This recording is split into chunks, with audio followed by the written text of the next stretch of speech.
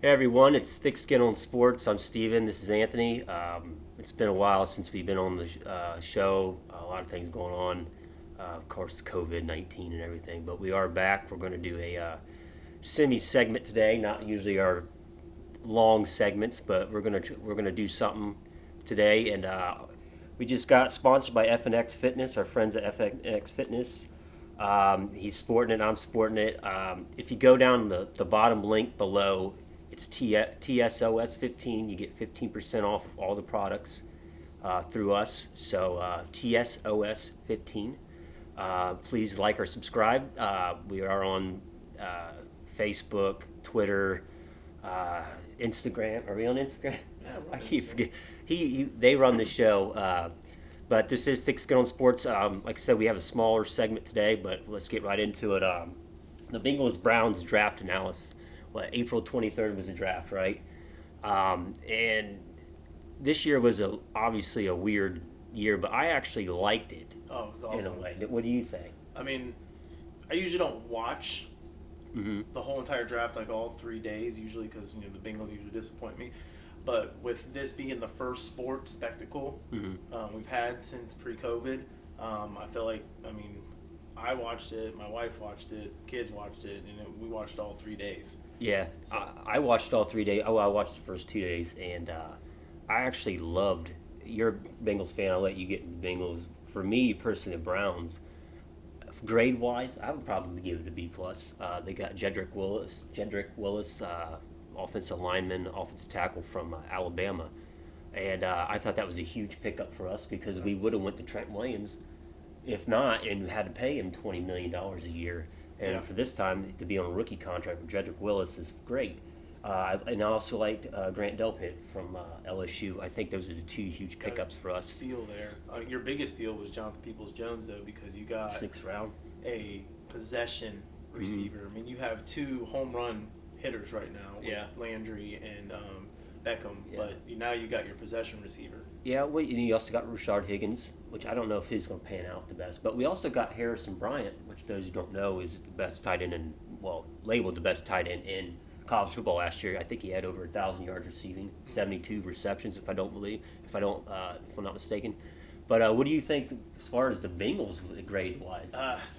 So the Bengals have absolutely shocked me this year, and Yeah, that's they because have. of Coach Taylor. I mean, they got aggressive in the free agency, Mhm. and they got very aggressive in the draft. I mean, we already know Joe Burrow was going to be the guy to get, Yeah. but to come out and get T. Higgins as the number in the second round, who could have been a first round wide They did receiver. get T. Higgins, Yep, yeah. they got Yeah. T. Higgins, and to add him with Alden Tate, AJ Green, and Tyler Boyd is unbelievable. What's this? They with the offense that they run now, like what they did with the Rams, is they don't add a tight end. Mhm. Like I mean, we have Usama, who's he's good, but he's more of a blocking tight Yeah. end. But we're going to have four wide receiver sets, and we're going to have Joe Mixon and Gio coming out of the backfield. So I mean, we can't complain about that. But the two biggest pickups were 3 and 4, and Logan Wilson and Gaither from Appalachian State. Those are two of the top 5 linebackers in the draft, and we got them. They're coming our way. So I mean. I know you went with a B for the Browns. I see both of them at an A minus. I mean, I know that a lot of the analysis out there gave the Browns and Bengals both, I believe, that were Bs. I think so. But Depends on what you're looking. I mean, who you're looking at. I think CBS Sports is like a B minus to the Browns, yeah, and then ESPN. but coming from the state of Ohio, who's been fans all of our lives, I'm sitting there A minus on both of them. I think that the Ravens are the team to beat in the AFC North, Oh, yeah. and but all 4 of these teams in the North have a chance to be in the game. AFC North, yeah. I mean, I know Even a lot. Pittsburgh. Yeah. Pittsburgh didn't lose much. I No. don't think their draft was that great. No, but they didn't really do. I don't think they made that big of a splash at all in the No. draft. But they projections on our teams. They got the Browns at 9-7 is Yeah. the projections, and Yeah. they got the Bengals at 4-12. I'm cool with that. I'll take that projection from everybody at ESPN because I think we're gonna. I think we're gonna do a lot better than that. I think we're gonna be competitive in the AFC North this year, and I really hope we have a season so we could. yeah, I think. Well, I think the biggest standpoint, I know we're talking about the draft, but overall for the Bengals and Browns, I think the biggest thing was the free agency. Oh yeah. I know Browns had a big free agent last year, offseason. We exploded on that one, but this year, I think we really got what we needed. Plus, the Bengals never even get a lot of people No. in Coach Taylor's an offensive-minded coach, but we redid our whole defense. Mm-hmm. We already have a stellar defensive line, and you just added DJ Reader, who's going to be DJ Reader's crucial to that defense. But our whole secondary is redone. Yeah. Like we redid the whole, and then our linebacker core. Holy crap! The people that we got, man, I'm excited to see what happens with this defense for the Cincinnati Bengals. Yeah, and I think the Browns, they lack in linebacker. I know they got Taki, and they got Mac Wilson, but they're both very young. Yep. Then you got B.J. Goodson from Green Bay, but he's never really – he was always a reserve player, Yep. I think. So, I think that's the really sore spot for the Browns on defense. Now, as far as defensive ends, I know we're getting off the subject of the draft, but as far as defensive ends go, we need to get rid of Olivier Vernon and get – Paying too much money for him right now. I'd rather have Jadeveon Clowney and see where it goes from Jadeveon there. dropped his price to what he's making right now. $16 million or something. Yeah, he dropped like $16.5 million. Yeah, Like, Browns are the only ones interested, so they might as well just go ahead and pick him up. them or the Seahawks still, Yeah. but I don't know. Seahawks won't sign him unless he's still sitting there come season time. Yeah, they'll wait until the very last minute. They'll get him as cheap as they possibly can. Yeah, but overall, I think the draft was great for the Browns and Bengals. You said A minus. I think it's a B plus for us. But you look at the Ravens, A plus. Like their draft was unbelievable to steal J.K. Dobbins, yeah. like that, and the 1-2-3 punch that they have in be Baltimore scary. right now. It's gonna be scary. Ingram, freaking Lamar Jackson, J.K. Dobbins. It kind of reminds me of Dak and Zeke, Yeah. maybe. J.K. and their quarterback. But their wide receiver core, little lack compared to like the Bengals core and the Browns core. Yeah. But when you have a Lamar Jackson, I don't know. A lot of people are sold on him. I'm still not sold on him because I think he uses his feet a little too much, and I think the defense coordinators are going to get prone to that, and they're going to put 9 people in the box to stop him, force him to throw. Which we know his arm has gotten better since college, but I'm interested in see how this AFC North pans out. It's going to be fun to watch. The North is going to be probably I think maybe the toughest in the whole league, and of For course sure. the weakest will be obviously where Dallas is every year. Yeah. But we won't talk about them. Getting into more sports, like I said, this is Thick Skin on Sports. Like I said, we are in partnership with FNX Fitness now, and our friends over there. Great stuff, great merchandise. Check it out. It's TSOS15 at the bottom of the link of the People video. wanting to get fit and for people that wants to stay Yeah. fit. Or if you just want some clothes, Yeah. it's great. But this is Thick Skin on Sports. I'm Steven. This is Ant. Like I said, this is going to be a shorter segment today. We're all over the social media, so check us out. Please like, subscribe, question, comment, please. We like that. Getting into more sports, NHL is set to have 24 teams in the playoffs. Now, like I said, with this COVID thing, everything's really changed. We don't know every detail specifically. Not even the upper echelon knows hardly anything about it. But right now, they're about to go into phase 2. I've seen this morning. But they're talking about 24 teams. I think Jackets are 9th seed going against Tampa Bay. Maple Leafs. Toronto Maple Leafs. Yeah, Tampa Bay is 2nd seed. And we don't want to play them again because last year we swept them. But how do you think that's going to... I think it's great that they have it, doing this, because especially with CBJ in the playoff hunt. But I heard from when they get to 24, it was the best of 5. So the top 4 teams, the 1 seeds, get first round bye. So it's almost like the tournament. And I'm huge on the tournament, and I like the tournament style. And I think this could be something that they might even think about. Like, they'll see how this goes. The ratings are going to be unbelievable because the fans won't be in the stadiums or the arenas. Yeah. But I think this might be something that they go to. Like, the phase 2 is all the players are going to be going back to workouts here in mid-June, and then they're discussing hub cities right now. Like, they've already been approved for the tournament. The tournament is kind of set in stone right now, but they're waiting to see what hub cities they want to get to. And there's 4 hub cities they're talking about, and Columbus is one of them. That's what I thought. I thought Columbus was one of them where I read that. Because we are flattening the curve with COVID, and it seems to be going down. So, kudos to everyone out there in the state of Ohio, for doing your part in this. But Blue Jackets have a really good chance. They're going to get everybody back. Seth Jones will be back. Yeah. Cam will be back. Everybody's getting healthy right now. And, we're going to be full strength going in there. We might be a team to reckon with here. Yeah, we were already pretty dangerous without Cam, and Seth. We were missing a quarter of our team. Yeah. It's still winning games, so just think at full strength. Yeah, Pierre-Luc Dubois was really heating up, I think. And Cam, he's always 30 goals a year kind of guy. It's going to be great to have him back. We have a problem right now. Corpy or Elvis? Who do you? Corpy. Corpy is your starter. Elvis was your hot one, but who knows where everybody stands right now because we haven't played any games since March. Yeah. Elvis has a better save percentage, I believe, but not by much from Corpy. But Corpy was also an all-star this year. So, and they both got multi-year deals. And I think Elvis got actually more money in the long run than Corpy. Well, they signed him longer. Yeah, for one more year, I think. Yeah, so that'll be interesting. Either way, you still need two goalies nowadays. That's just the way it is. You saw what happened to Bob. Bob couldn't do it all by himself, and that's why we didn't get any further than what we did. Yeah. But now that we have two solid goalies, this team could be real scary in this 24 because you do it's like single game elimination the first round, then you start going best of 5 and best of 7 is what I believe, and that could be. If we get this thing rolling, that's going to be fun. It's going to be fun to watch. And it is etched in stone now, right? They did. It's been approved. Or they did a proposal and they did approve it. So I'm interested to see any kind of sports. Really, I don't care if it's tennis coming back.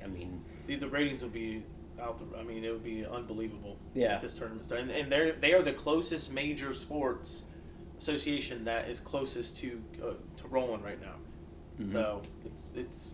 And kudos to them. Can't wait. Yeah, and like I said, when we find out more information, obviously we haven't been on a while, but you watch ESPN and everything. It's nobody knows a whole lot about everything yet. So once we find out, we'll either post something on social media or whatever.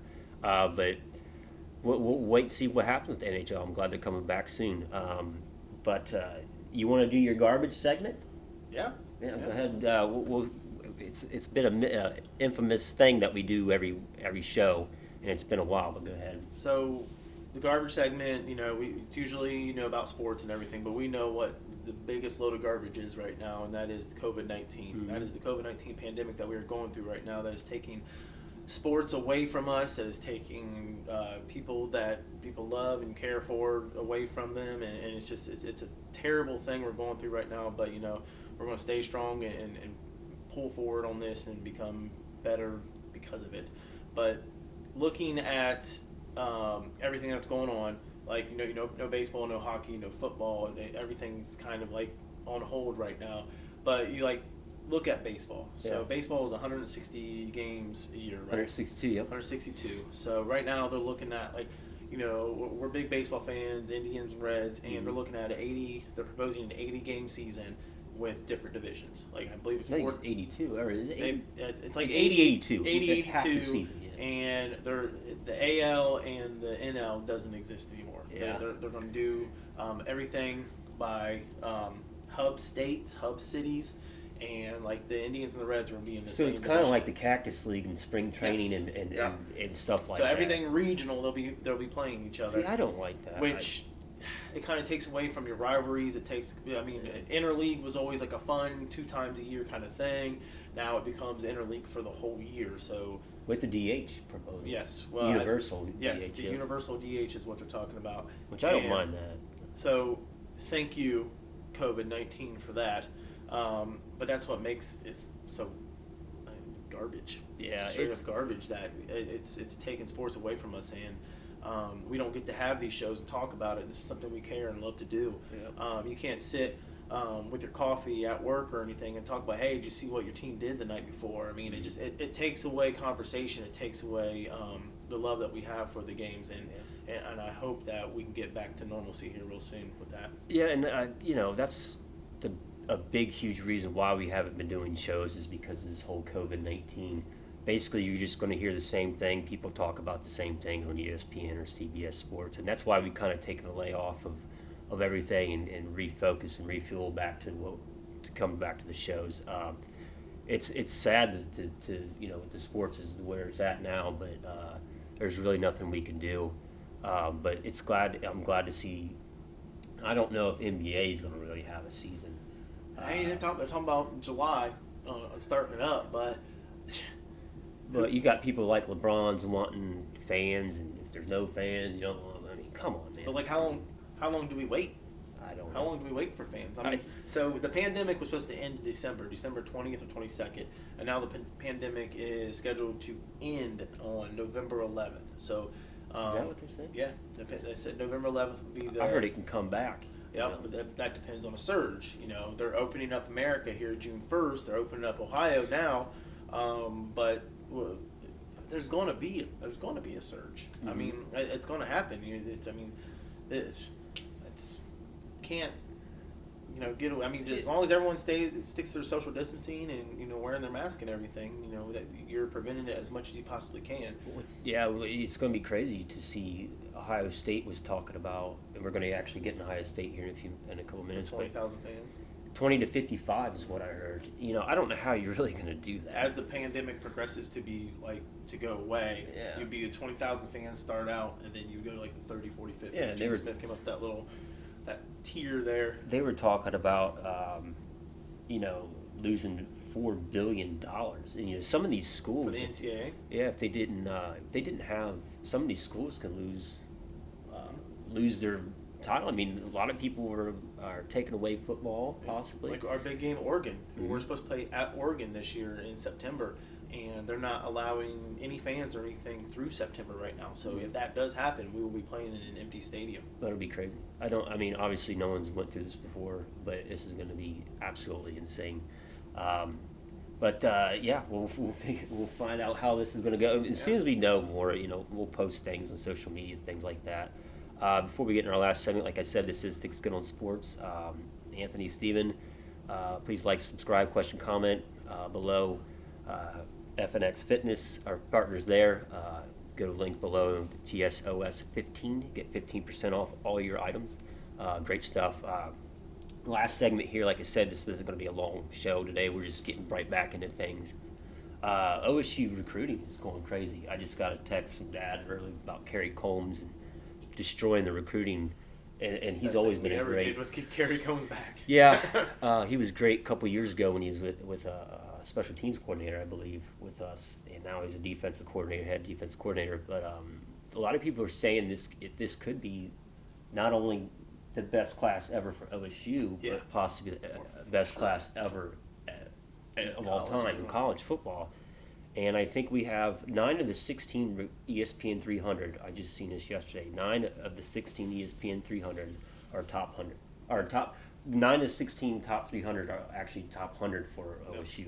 And if you guys do some research and stuff, that's like, I've never heard anything like that before in my life. I could check back through last 10 years. No one, not even Alabama or Clemson, has it. And I think this will be, if we keep the steady pace like we are, I think no doubt this will be the best class ever. What do you think? No, I mean, every other day I wake up to a push notification saying a 4-star or 5-star recruit has put Ohio State as his top 3 of the colleges he wants to go to, and every single one of them that I know of has picked Ohio State, which is absolutely crazy. And being Buckeye fans that we have been for all of our life, we've never seen anything like this. We are used to being in a top 5 recruiting class every single year, but this is, how we don't get number 1 recruiting class is insane. But we will, because this, in my opinion, is going to be the best recruiting class ever in the history of college football.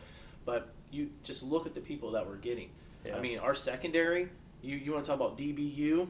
Ohio State is DBU. Just look at the past 10 years of the DBs we have in the NFL still. Defensive end as well. Yeah, now we will soon be a DEU. Zach Larry Johnson. Yeah, Larry Johnson. Who's better? Who is better as a defensive line coach than Larry Johnson? When you got Brian Hartline, Larry Johnson, and Kerry Combs recruiting with Ryan Day, that's Ryan Day just goes out and gets some quarterbacks. I'm not just being biased. I'm just telling you the facts. They're probably the top 3 in the nation as far as recruiting goes. Brian Hartline is an excellent recruiter. Yeah. Larry I'm surprised Johnson's he's not a head coach right now. Larry Johnson's probably the best, and Kerry Combs is right up there. Well, Ryan they're just Day, saying a 3-4-star recruit from Michigan State just decommitted this morning, and he'd never been to Michigan State. He never did, and some of his choices were Michigan State, Michigan, and Ohio State. He's a Midwest boy, so now everyone's thinking, hey, he's probably heading to Ohio State because you don't decommit from a Big Ten school, and unless go somewhere short like Indiana. Unless you go somewhere like Rutgers, unless you know Tua's brother who went from Alabama to Maryland. That's weird. I don't know why he did that. Do you just realize you just put yourself in No Big wins Ten either. with Ohio State and in Wisconsin? Like, you're at Alabama, you're in SEC. You know, I mean, I don't know.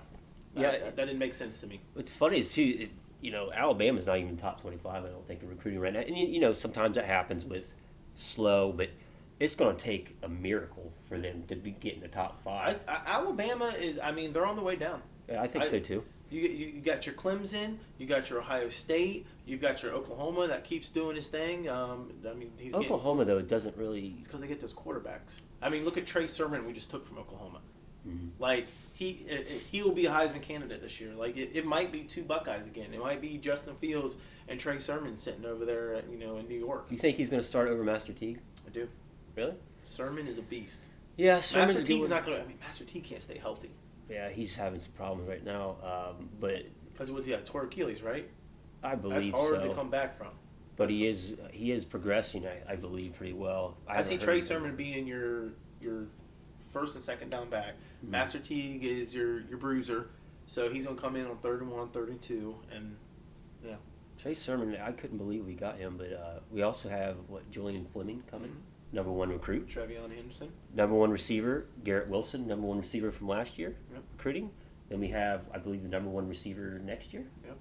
And we have Marvin Harrison Jr., which is a 4-star, could be a 5-star by the end of the year. Who knows? We have like the number 1 and number 2 running back coming in 2021. Mm-hmm. Trevion Henderson, I can't remember the other guy. He's all over the Twitter. Yeah, he's, go for it, man. Pro Buckeye, we love it. Yeah, it's going to be very, very interesting. And then we got Kyle McCord, who's a 4-star quarterback, number 4 overall, I think, as far as quarterbacks as well.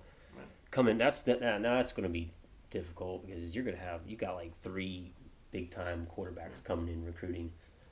Someone's going to enter the transfer portal probably, but you see, we get 4 and 5 specialty players like your wide receivers, your quarterbacks, and all that. We get 4 or 5 stars. We get 3-star offensive linemen that turn out to be 5-star offensive linemen because of when they go through the grind at Ohio State University, they become top picks in the NFL draft. They become something big. Yeah. No, I agree.